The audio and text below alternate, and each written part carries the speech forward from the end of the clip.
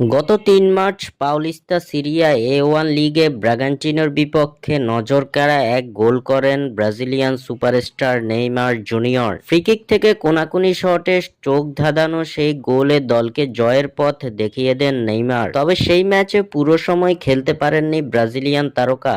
ম্যাচের ৭৬তম মিনিটে খুঁড়িয়ে খুঁড়িয়ে মাঠ ছাড়তে দেখা যায় নেইমারকে খুঁড়িয়ে খুঁড়িয়ে মাঠ ছাড়তে দেখে ভক্তদের মনে প্রশ্ন জেগেছিল, আবারও কি ইনজুরিতে পড়েছেন নেইমার। ম্যাচের পর নিজের অফিসিয়াল ইনস্টাগ্রাম পেজে একটি ছবি পোস্ট করেন ব্রাজিলিয়ান সুপারস্টার, যা ইঙ্গিত করে নতুন এক ইনজুরির দিকে। এদিকে আজ আবারও মাঠে নামতে যাচ্ছে নেইমারের ক্লাব সান্তোস এফসি। করিন্থিয়াসের বিপক্ষে গুরুত্বপূর্ণ সেমিফাইনালে মাঠে নামবে সান্তোস। গুরুত্বপূর্ণ এই ম্যাচে নেইমার থাকবেন কিনা সান্তোসের স্কোয়াডে, এখন সেটাই বড় প্রশ্ন হয়ে দাঁড়িয়েছে।